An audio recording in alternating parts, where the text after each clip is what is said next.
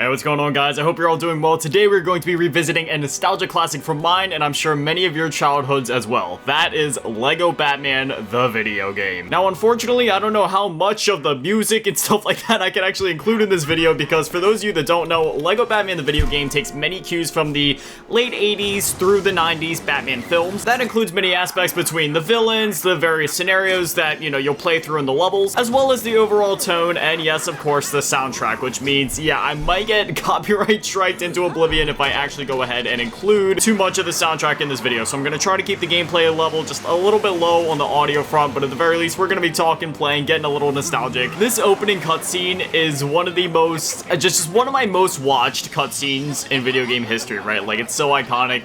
The villains breaking out of prison, Joker, corrupting the city with his laughing gas and everything like that. These opening text crawls that introduce the villains are so cool as well, because they have one for every single villain in the game. Actor Basil Karlo turned into the murderous Clayface, a creature of shape-changing protoplasm. He now possesses incredible strength and can transform his clay-like body into any form. And like I said, they have these for literally every villain in the game, and it was really cool as a kid, right? Like, because they had a lot of niche villains in here that a lot of lesser Batman fans, they may have watched the movies or maybe some of the animated series, but they weren't familiar with some of the more niche comic book villains. This was a really cool way to not only be introduced to these villains, but also just learn about them on a deeper and more fundamental level. And this is another one of the funny things that I've always loved in LEGO games in general, is how the sidekick is always just kind of made out to be somewhat goofy, like you see here. Robin, he's just a bit of a goofball. That was also something from like LEGO Star Wars, for example, where say like if you were playing through episode 1, you play as Qui-Gon Jinn most of the time, right, as like player 1, and then Obi-Wan Kenobi in the cutscenes and stuff like that with his animations, he was a bit more of a goofball, you know what I mean? He was still a Padawan, just trying to learn his way, and they did a similar thing here with Robin. They also kind of did that in LEGO Indiana Jones, but I would say probably to a lesser extent, just because LEGO Indiana Jones himself was kind of the goofball, even though he was kind of like the main character in that game. Also, for anybody curious, we are playing the PSP version of this game, so if any of the textures seem to be a bit lower res or anything like that, then that would be why. We are playing this through an emulator. However, I did use my own personal copy to back it up. I do not support piracy. I actually still have my original PSP physical copy from back in the day that I was able to back up. And that's one thing worth noting. This is a very nostalgic game for me, right? Like, this game came out when I was very young. I forget how old I would have been exactly. I remember I got the DS version when I was like 9 years old, so,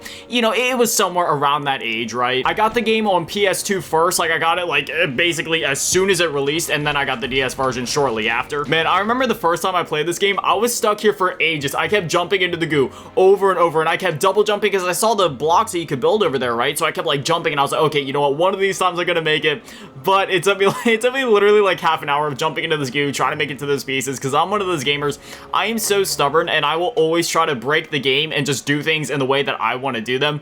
So I sat here jumping into this goo over and over until I realized that I was supposed to come over here, break the one thing, and then just, build up this grapple hook so I could get up here. And again, that's just kind of how I was, and to this day still am as a gamer. If there's something where I'm like, okay, I could probably break this or manipulate it in some way to do it in some way that the designers probably didn't intend me to do, then I like to do it, just because, it's not a thing where I like necessarily breaking games, but I just like being creative and finding my own solutions, which is why when it comes to games like Zelda, for example, I've always loved being like, okay, how can I solve this puzzle in a way that maybe Nintendo didn't intend me to do, or maybe is there a certain shortcut I can take, maybe is there a different way I'm supposed to defeat Ganondorf, you know what I mean? Just stuff like that. One of the most over-the-top things in this game I always loved is how you can grab the enemies, and you have two different things. At this point, you can either click the attack button, which will do the whole thing where he punches them and they spiral down and then just explode into a million pieces.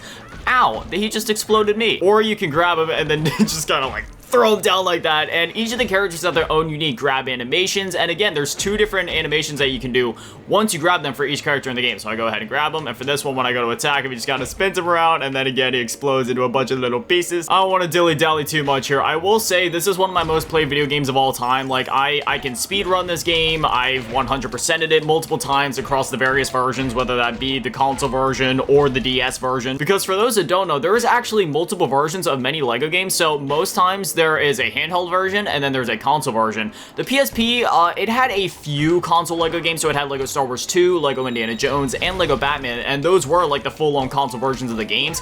However, later on in the PSP's life cycle, it started to get those handheld-only LEGO games, so they handheld versions of those LEGO games. So if you play like LEGO Harry Potter or LEGO Indiana Jones 2 in there, for example, it's gonna be the DS version or like an upscale version of that rather than the console versions of the game, which I always thought was really interesting because again, you have like two different kinds of LEGO games on the PSP, but for other handhelds, for example, like the PS Vita, the 3DS, or the original DS, for example, yeah, it's all just gonna be like handheld specific versions of those games, which are genuinely amazing in their own rights. And I would say, even if you've played the console games, it would be worth going and playing those handheld versions of the games because they are completely brand new, like completely brand new levels, in some cases brand new bosses and scenarios and characters, and there's always new unlockables to go for. And even before that, there was handheld versions of other LEGO games, like back on the Game Boy Color, LEGO Island, for example, like LEGO Island 2, whereas on the consoles, you know, it's more of like an open world type experience where you could adventure around and stuff like that. It was still like that on the Game Boy Color, however, it was more, it kind of reminded me of like the old school Pokemon games, like Pokemon Red, you know,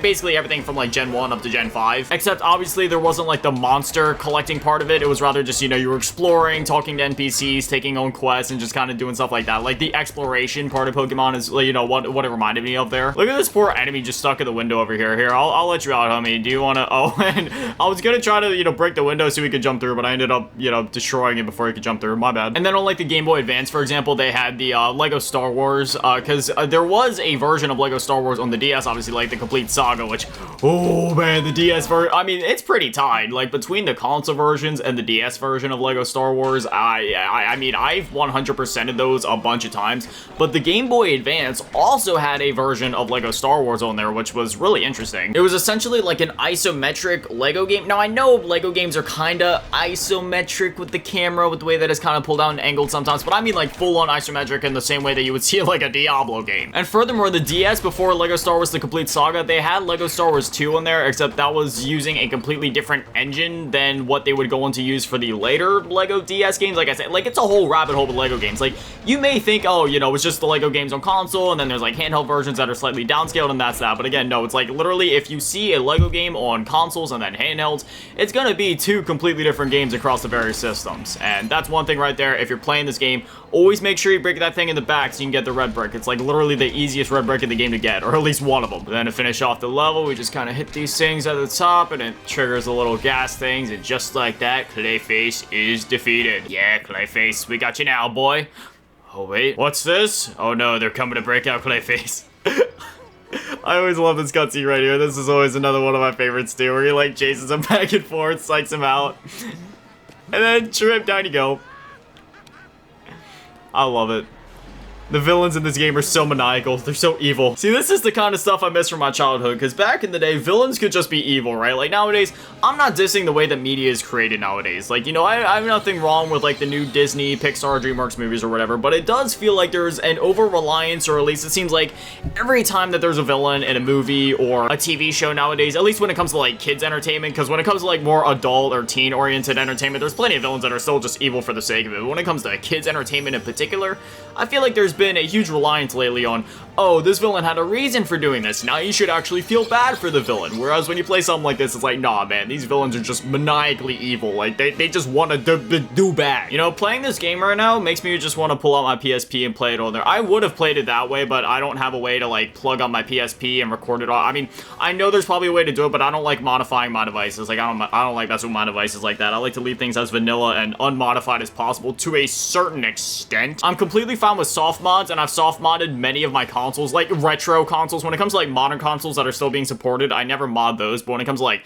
retro consoles that aren't being supported, where a lot of the games are expensive for it, then I usually have a habit of soft modding those. But when it comes to the hardware side of things, nah, dude, I'm a pansy. I mean, one, it's one of those things where I'm a pansy and I don't want to break my device, but two, I don't know, when it starts getting to the hardware level, I just really don't like messing with stuff like that. Like, one day I kind of want to hard mod my Xbox 360 and my original Xbox, just because you can't really do much in the way of soft modding those. I mean, more so with the original Xbox, you can soft mod that one to a certain extent if you have Splinter Cell, which obviously I have Splinter Cell, that game's fantastic. But it's a really weird situation, because as I just said, you need like certain games to soft mod the original Xbox, one of them being Splinter Cell, but there is other games you can use for that. That's just one of the ones that comes to mind, and I don't know, again, it's a whole rabbit hole there. And once you do soft mod the Xbox, to really get the most out of it, you'd want to hard mod it, so I don't know. And when it comes to collecting for the Xbox 360 and original Xbox, it's so cheap that I really don't think it's, not that it's not worth it, but it's just not really something I'm worried about doing, because I have so many games that I have and can buy at this point that it's not a huge necessity at the moment to mod those. There we go, we opened up the evil looking snowman. If we can like back up a minute or try to like move the camera, like seriously, yeah, you like this snowman looks so evil. All right, now we're inside of Mr. Freeze's building. I always loved this level, like from an art style direction and just the aesthetic of this place. It looks so cool. As I mentioned earlier in this video, this game really leaned into the earlier Batman movies, right? Like growing up, oh man, I'm getting chills just talking about it already. The nostalgia's just started flowing strong, but like Batman 89, Batman and Robin, Batman Forever, Batman Returns, those were the Batman movies that I grew up on, because I was born like way before the Christian Bale movies came out. Like by the time that like Batman Begins, The Dark Knight Rises was coming out, I'll put it this way, I was old enough to a point where it's like, okay, those Batman movies, they still feel new to me, even though they're almost 2 decades old at this point. See, for me, I'm glad I was born when I was, right? Because I was born literally like at the start of the century, so I was able to experience life before it became like brain rot and toxically online garbage like it is nowadays. Like, you know, I was able to experience what life was like when there was like a healthy balance between, I don't know, just when it felt like things were at least still normal, when it felt like life was still life and you were still living it, versus today where it just feels like an echo chamber and a never-ending battle for stimulation and retention and just sheer brain, like, I don't know, it gets to a point where being online actually nauseates me. Like, in the last couple months, I stopped going online. Even though I'm a daily YouTuber, I don't really watch YouTube that much anymore. I stopped using social media really a couple of years ago. Like, sure, I still use it for this channel, but really I just kind of post up over there to let you guys know when I've uploaded videos, and I upload like short form content. But otherwise, I really don't go online anymore unless I need to like Google something like, hey Google, how long am I supposed to microwave this pack of ramen for? You know, and like something basic like that. Like, I don't know, it's just life was so different. You know, I'm old enough to remember the beginnings of YouTube and a time where you could go on YouTube and look up like straight up full movies. Like, I remember straight up going onto YouTube and watching like Spider-Man 2, like the one from 2004, just like the full movie just casually uploaded there. Same from like Spider-Man 2002, because like, sure, you know, obviously I had them at the time, but like, say if I was like visiting my grandmother's house or something, you know, she had a computer, but you know, obviously I didn't have my DVDs with me. And back in the day, I loved watching those Tobey Maguire Spider-Man movies as often as I could, as well as like, you know, the Batman movies like we were just talking about. And it was so easy to find like full uploads just all over YouTube of those things. And sure, they would get taken down eventually for copyright reasons, you know, this, that, or the other. But, you know, it's one of those things where it took a lot longer for that to happen. And a movie could be uploaded for literal weeks at a time sometimes. Heck, I remember a time where there was one that was uploaded for even months. And I believe it was one of the Spider-Man movies. Heck, I can still remember VHS tapes. And I remember this one time, I was real young and I was curious. And I grabbed a VHS tape and I opened up the top and I like completely just took out like all of the tape inside. And thankfully it wasn't a VHS that, you know, me or my family watched consistently, so it wasn't a huge deal. But it was one of those things where, you know, I was really young. I was just being a stupid and curious kid, we'll say. I was a curious grotesque. And yeah, I just absolutely destroyed, demolished that VHS tape. It was just all tangled up, the insides of it. That's another one of those things that I miss, man. You know, popping in VHS tapes. I remember it was really cool. It seemed so advanced to me at the time. We had a, like this small little tube TV with a built-in VHS player, which was pretty cool. And then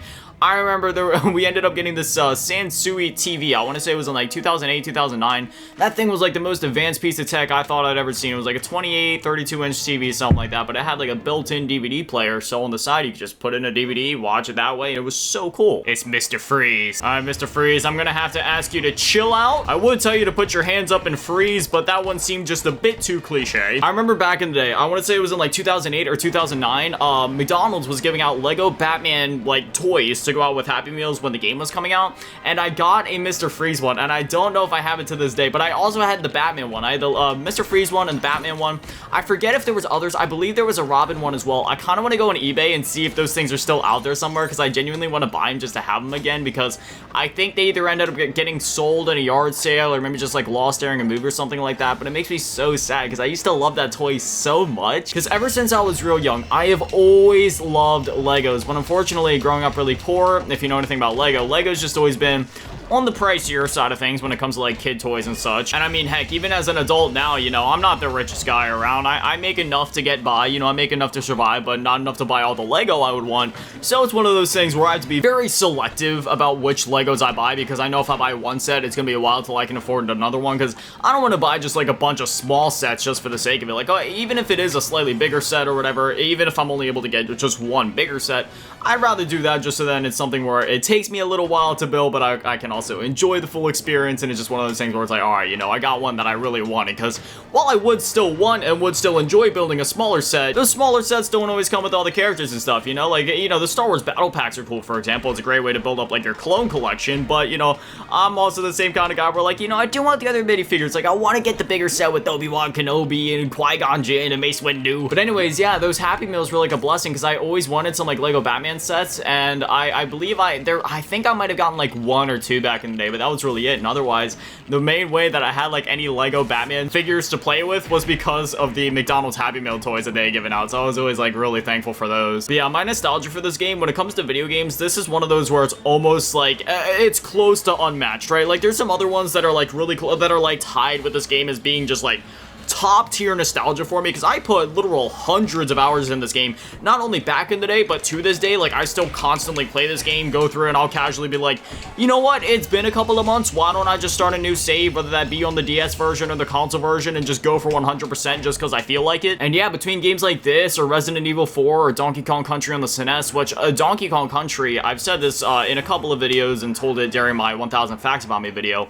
the first vivid memory from my life is playing Donkey Kong Country on the SNES when I was 3 years old. So obviously, with that being like the first vivid memory I have from my life, you know, it's just one of those things that I cherish so much. And you know, Donkey Kong Country in itself is just an amazing game, period. But you know, those are like some of the games that are just like top tier nostalgia for me. But yeah, I played this game so much. There's even pictures that my mom has of me from back in the day where I would like fall asleep with the DualShock 2 in my hands, just playing Lego Batman with my Lightning McQueen blanket and stuff. And it was just, I don't know, man. It was a completely different time. It's enough to make me emotional. It's enough to make me want to cry, but I'm not going to cry, even though I can feel some tears forming in the back of my eyes. I'm gonna fight the tears. We're just gonna keep rolling, keep the happy vibes going. But anyways, I think that would be a decent place to wrap things up. We got through a couple of levels, got to get a little nostalgic and talk for a bit. So now I'd love to hear from you guys. Do you guys have nostalgia for this game? Were you even alive when this game came out? This game released in 2008, and you know, I know some of my audience is even younger than that. So I mean, hey, there's a possibility that some of you weren't even alive when this game came out. And in that case, if you never played it before, I can highly recommend it. It's one of my favorite games of all time. It's genuinely a phenomenal game, and it's a great gateway into the earlier, you know, Batman media, or at least like the Batman media from the 80s to the 90s, because earlier Batman media would have been like the Adam West Batman show or the comics or anything like that, which that's another funny thing, because I also have a lot of nostalgia for the Adam West Batman TV show. Obviously, I was far from being alive at the time when those shows were actually airing, but I remember, you know, they were always doing like reruns on TV when I was really young, and I used to always love watching it. I always thought it was so cool how every time they punch one of the villains, it would come up and say like, pow, bang, punch. But anyways, yeah, I'll shut up now. It just, man, it felt so good revisiting this game. If you guys want more content like this, where we just go back and revisit some nostalgia games, I miss making content like this. So if you guys enjoyed this one, I would love to start doing this kind of content again. But anyway, as always, smash shout out to all the Patrons and channel members. Take it on the low ball tier, and shout out to on the big ball tier, and the last team, dad, many of the shit that's on the G tier, run events on the G show. Thank you guys so much, guys. You're literal legends. I love you. Thank you guys for watching. Have an amazing day. Stay beautiful. I love you all. Peace.